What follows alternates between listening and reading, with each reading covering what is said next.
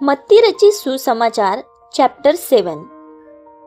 दोष मत लगाओ कि तुम पर भी दोष न लगाया जाए, क्योंकि जिस प्रकार तुम दोष लगाते हो उसी प्रकार तुम पर भी दोष लगाया जाएगा, और जिस नाप से तुम नापते हो उसी नाप से तुम्हारे लिए भी नापा जाएगा। तू क्यों अपने भाई की आंख के तिनके को देखता है और अपनी आंख का लट्ठा तुझे नहीं सूझता?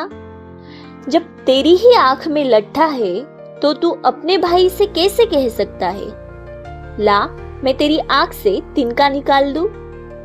हे कपटी, पहले अपनी आंख में से लट्ठा निकाल दे, जब तू अपने भाई की आंख का तिनका भली भांति देखकर निकाल सकेगा।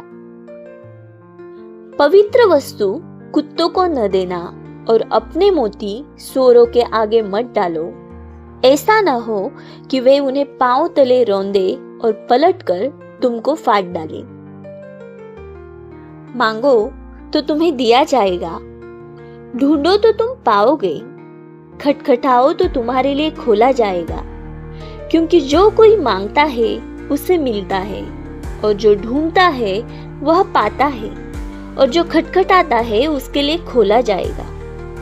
तुम में से ऐसा कौन मनुष्य है कि यदि उसका पुत्र उससे रोटी मांगे तो वह उससे पत्थर दे, या मछली मांगे तो उसे सांप दे? अतः जब तुम बुरे होकर अपने बच्चों को अच्छी वस्तुएं देना जानते हो, तो तुम्हारा स्वर्गीय पिता अपने मांगने वालों को अच्छी वस्तुएं क्यों न देगा? इस कारण जो कुछ तुम चाहते हो कि मनुष्य तुम्हारे साथ करे, तुम भी उनके साथ वैसा ही करो, क्योंकि व्यवस्था और भविष्यवक्ताओं की शिक्षा यही है।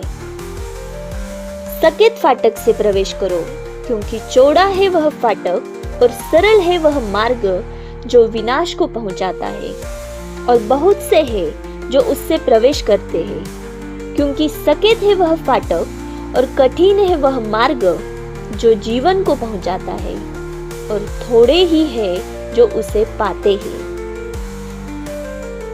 झूठे भविष्यवक्ताओं से सावधान रहो, जो भेड़ों के भेष में तुम्हारे पास आते हैं, परंतु अंतर में वे फाड़ने वाले भेड़िए हैं। उनके फलों से तुम उन्हें पहचान लोगे। क्या लोग झाड़ियों से अंगूर और उन कटारों से अंजीर तोड़ते हैं? इसी प्रकार हर एक अच्छा पेड़ अच्छा फल लाता है, और निकम्मा पेड़ बुरा फल लाता है। अच्छा पेड़ बुरा फल नहीं ला सकता, और न निकम्मा पेड़ अच्छा फल ला सकता है।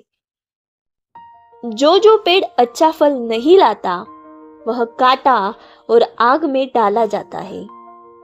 इस प्रकार उनके फलों से तुम उन्हें पहचान लोगे।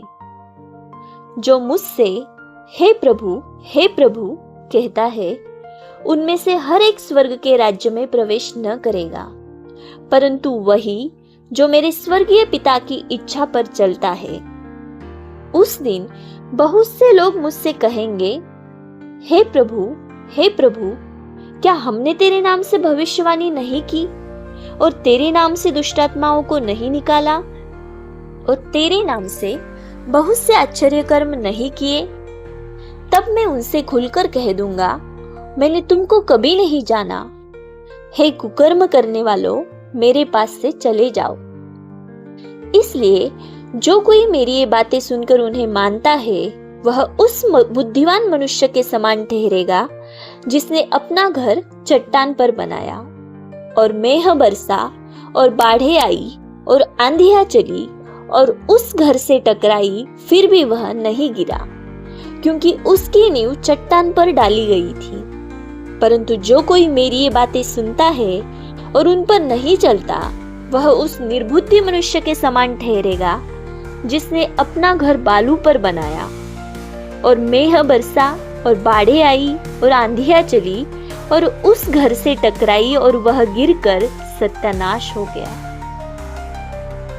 जब यीशु ये बातें कह चुका तो ऐसा हुआ कि भीड़ उसके उपदेश से चकित हुई, क्योंकि वह उनके शास्त्रों के समान नहीं परंतु अधिकारी के समान उन्हें उपदेश देता था।